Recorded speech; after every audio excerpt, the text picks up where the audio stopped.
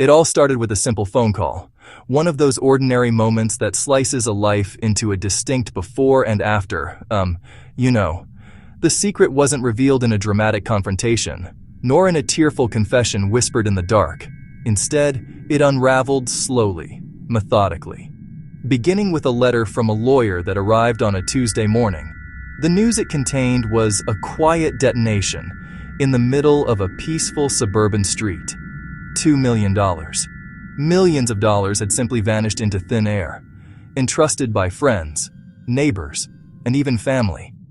Lives that had been carefully constructed over decades were about to be dismantled in a matter of days, all because of a truth that had been buried for years. The secret belonged to Anna, but it was orchestrated by her husband, Mark. A shockwave that rippled through their tight-knit community. $2 million was the official number, but the real cost was immeasurable, calculated in broken trust and shattered futures. For years, people had looked at Anna and Mark and seen a pillar of stability, a couple to be admired and emulated. Now, that image was dissolving, replaced by a much darker and more complicated reality.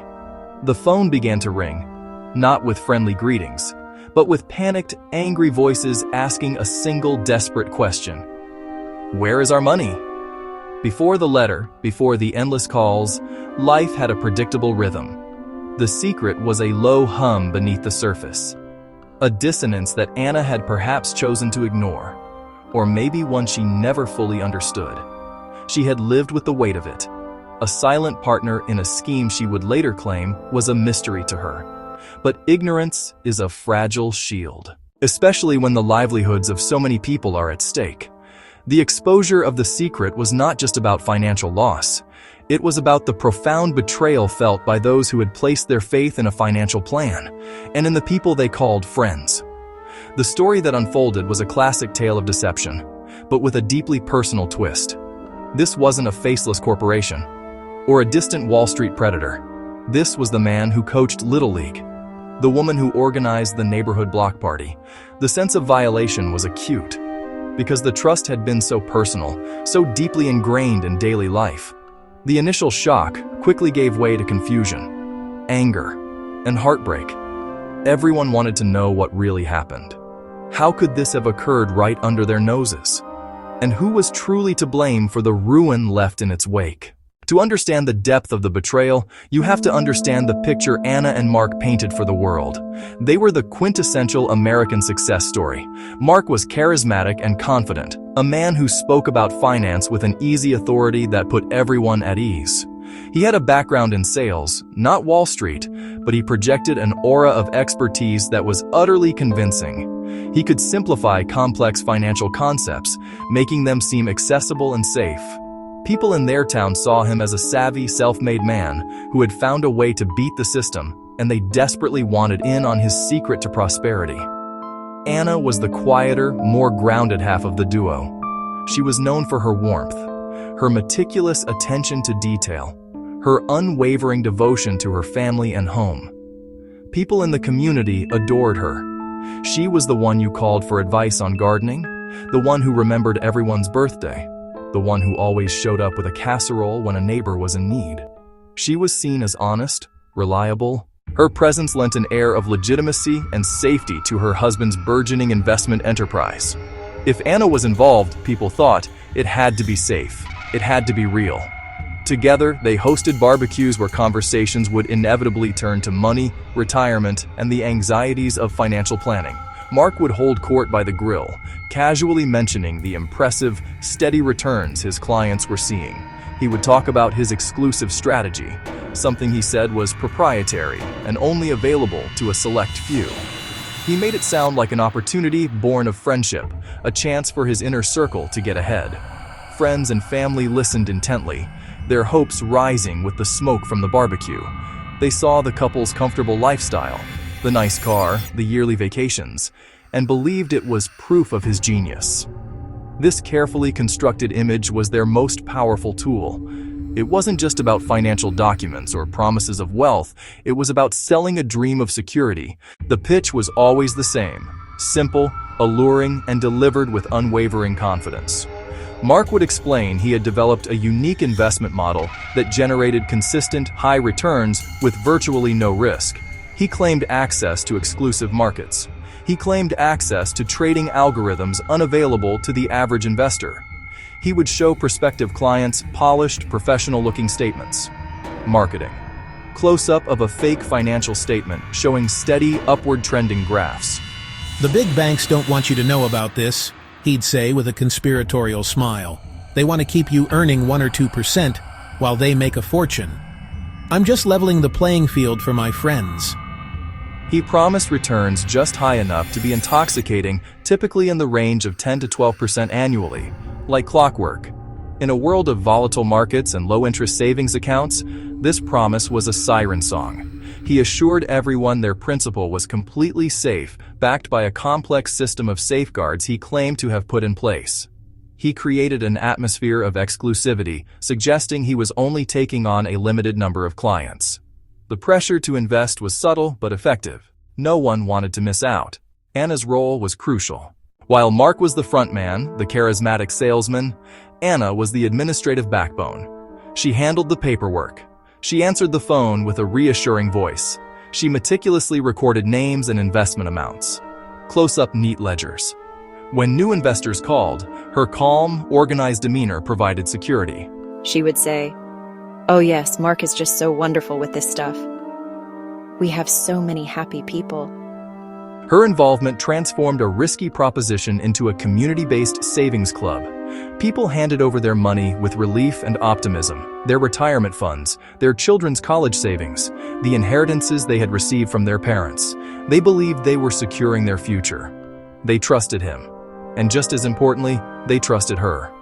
His confident promises, her quiet, steady presence. At its core, the operation was a classic Ponzi scheme, a financial fraud that has been deceiving people for over a century. Visual, a simple diagram showing arrows of money flowing from new investors to old investors, with a central figure controlling the flow. It pays returns to earlier investors using capital contributed by newer investors rather than from legitimate investment profits. The business itself generated no actual earnings. It's just a shell game that shuffles money from one person to another. For the scheme to survive, it requires a constantly expanding base of new investors to provide the cash flow needed to pay off the ones who got in earlier. This creates the illusion of a successful, profitable enterprise. Mark's scheme worked exactly this way.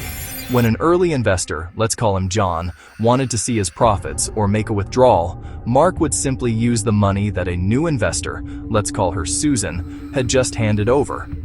He would then issue a statement to John showing his principal plus the promised returns, reinforcing the belief that the investment was performing brilliantly. A satisfied John would then tell his friends and family about the amazing returns he was getting, unknowingly becoming an unpaid salesman for the scheme. This word-of-mouth marketing was far more powerful than any advertisement. Anna's job was to manage the inflows and outflows, though she would later claim she didn't understand the mechanics of the fraud. She kept detailed records of who invested, how much they put in, and when they were due for a payout. These records were essential for Mark to know how much new money he needed to bring in each month to keep the illusion alive. Her administrative role, while seemingly innocent, was the engine that kept the scheme running smoothly. She sent out the checks and the falsified statements, her signature on the envelope, handwriting on the envelope providing another layer of perceived legitimacy and trust. The deception could only last as long as new money continued to pour in at an ever-increasing rate. The entire structure was inherently unstable, like a pyramid built on sand. Any disruption to the flow of new capital, a downturn in the economy, a wave of bad publicity, or simply a period where too many investors wanted their money at once, would cause the entire edifice to collapse. For a while, Mark was a master juggler, keeping all the balls in the air. But eventually, as with all Ponzi schemes, the day of reckoning was inevitable. The math simply stops working. The final collapse happened swiftly, triggered by a single event. A retired doctor had entrusted Mark with over $500,000. He hired a lawyer after withdrawal requests were ignored for more than a month. The lawyer sent a formal demand letter, threatening legal action if funds weren't returned. That demand was the domino that toppled the entire chain. Mark knew he couldn't produce the money. He couldn't fabricate a statement that would satisfy a lawyer. The game was over. He stopped answering his phone, and the scheme imploded. Panic erupted. News of the lawyer's involvement spread like wildfire. A wave of investors descended, all demanding their money back at once, a classic run on the bank. No new money was coming in, just a tidal wave of terrified people trying to get out. $2 million, once vast, was gone. It had been circulated and spent, a phantom fortune. The investment fund was empty. The emperor had no clothes. Anna's world shattered. She told authorities and the few friends who would still speak to her, she was as shocked as anyone. "I just did the paperwork," she said, voice trembling. "I trusted him. He was my husband." She claimed she never understood the complex transactions and was just following his instructions. She portrayed herself as another victim, but the real victims couldn't accept that. They pointed to her role, her name on the bank accounts, her voice on the phone, her presence that lent the scheme an aura of safety. How could she not have known when she managed the ledgers tracking the money? The community's anger shifted. Mark became the architect. Anna became the enabler. The collapse wasn't just financial. It was a moral failure that left a community broken and searching for answers. Once the scheme imploded, the legal and financial fallout was immediate and severe. The local prosecutor's office, prompted by a flood of victim complaints, launched a criminal investigation. Forensic accountants were brought in to meticulously trace the $2 million money trail. Their job was to follow every dollar from investment to its final destination. Illustrated on a whiteboard flowchart, they pored over years of bank statements, credit card bills, handwritten ledgers Anna had maintained. It was a painstaking process of reconstructing a confusing financial puzzle. The investigation revealed a stark reality. A significant portion of the investors' money was never invested. Much of it paid promised profits to earlier investors, the classic Ponzi mechanism shown on the flowchart. Another large chunk funded Mark and Anna's lifestyle. Luxury car leases, expensive vacations, designer clothing, home renovations. The image of success that lured investors was funded by those same investors. It was a cruel, deeply personal irony. Legally, Mark faced serious charges: wire fraud, mail fraud, money laundering. Given the overwhelming evidence, his conviction was a near certainty.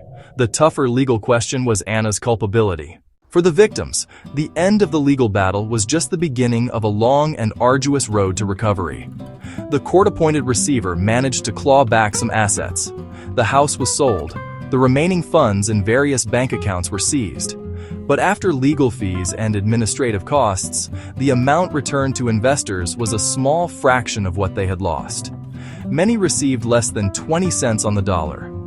For those who had lost their entire retirement savings, this was a devastating blow. They were forced to face a future that looked drastically different from the one they had planned. The financial loss was only one part of the damage. The emotional and psychological toll was immense.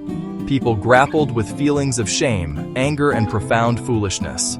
Relationships within the community were fractured. Neighbors who had once been close friends now avoided each other. The shared trauma, a constant, unspoken presence between them. The story of Anna, Mark, and the $2 million they lost is more than just a headline. It's a cautionary tale with critical lessons for every single one of us. The first and most important lesson: always verify before you invest. Never take someone's word for it, no matter how trustworthy they seem, even if they're close to you. Ask for documentation. Insist on records from a neutral third-party custodian, a reputable brokerage firm, not just statements from the seller. Always check if the advisor is licensed through bodies like FINRA or the SEC. Verify license. Check third-party statements. Question high returns. Second, learn to recognize red flags of investment fraud. The most common: promises of high returns with little or no risk. In investing, return is correlated with risk. If it sounds too good to be true, it probably is. Be wary of pressure to act immediately.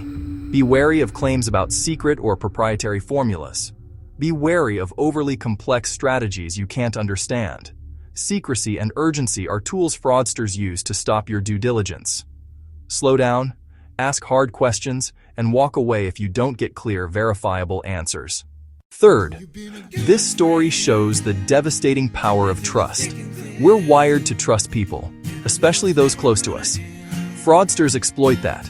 A friend's recommendation can beat any ad campaign. So separate personal relationships from financial decisions. Be skeptical and objective with your money. A good friend isn't automatically a qualified or ethical advisor. Protect your future with professional skepticism. This is a warning and a call to empower communities through financial literacy. Talk with friends and family about these issues. Share what you've learned about spotting red flags. Encourage others to seek vetted, independent professionals. Raise collective awareness to make schemes harder to start. Your engagement is crucial. If this resonated, help us spread the message. Subscribe for more deep dives. Like this video to help it reach more people. Comment below, what story should we investigate next? And tell us what video you would like to see next.